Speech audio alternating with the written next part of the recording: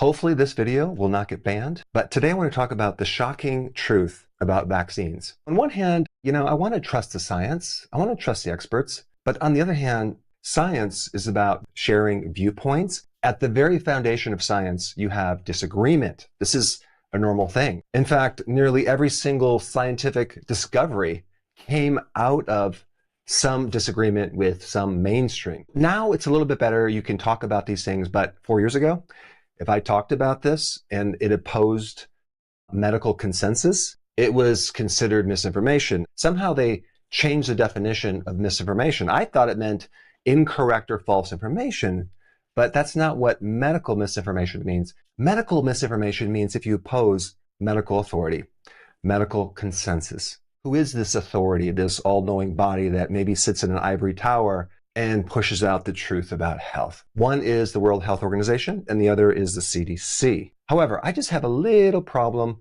with the potential conflict of interest with the drug companies influencing those two organizations. And it's really sometimes hard to find the flow of money flowing into the World Health Organization as well as the CDC. The CDC actually has patents on certain vaccines. They get royalties. My big problem with trusting the science is not the science part, it's who's behind the science part, primarily in the area of vaccines for children. Because I hear this over and over and over in social media and the news. They've been tested for safety. It's been proven that these vaccines are safe and effective. Normally, when you study a drug, you compare it with a placebo. So that way you can truly test the side effects on something. But that is not how they test children's vaccines. What they'll do is they'll test an active vaccine with another active vaccine. So this so-called placebo control is not really a true placebo control because it's not inert. It's an active vaccine with something called an adjuvant. This is something they add to vaccines to create more of an immune reaction. And the big one that they've been using for a long time is aluminum. Think about this for a second. If I were to test the safety studies on whiskey, of course I'd want to test that against water, right? But what if I tested whiskey against bourbon and I looked at the side effects of each, okay? So whiskey will create fatty liver, creates inflammation of the liver, cirrhosis, all sorts of other problems like dementia, et cetera, et cetera. So if I were to tell you, well, the bourbon had roughly about the same side effects as the whiskey, so it's not any worse, that would be considered safe. Yeah, that's how they test these vaccines in children. The argument that they make against this to justify it is they don't want to give a true placebo with children because they consider that harmful, right? Because they're not giving something that can save their life. My question is, how can you really truly test the safety and effectiveness of something if you're looking at the relative safety of an active vaccine to another active vaccine with adjuvants? That just muddies the water to this whole safe and effective claim that you keep hearing over and over and over again. Has there ever been any drugs that were safe and effective by the general consensus that then turned out to be dangerous? And the answer is a big fat yes. I'll give you a few. Vioxx, 60,000 excess deaths. Paxil was considered safe and effective until they found out it really spiked self-harm incidents. And that company who actually had Paxil was sued for $3 billion. What about trans fats? It's been around for 90 or 100 years. You have asbestos. Just like now, you have the Gras, generally recognized as safe, right?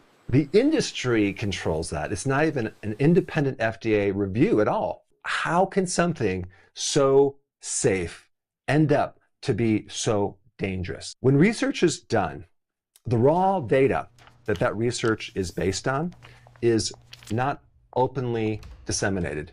It's withheld.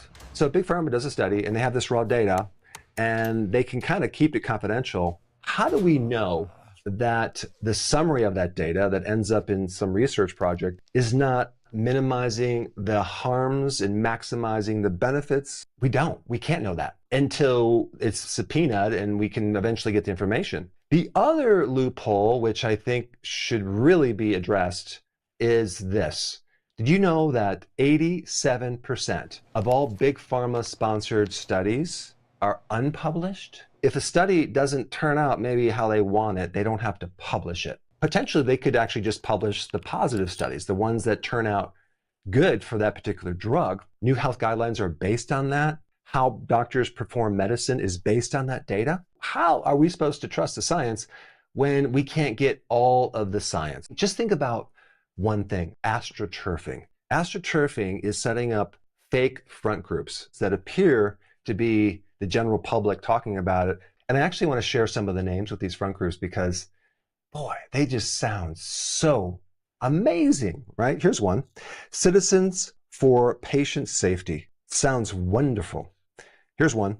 Partnership to Protect Patient Health. America Action Network. Doctors for America. And a lot of them are coordinated to put various PR campaigns out against RFK. We need radical transparency all over the place. This way, it'll make it very difficult to manipulate data. I mean, it's just wild to me. They'll say that RFK is not a doctor.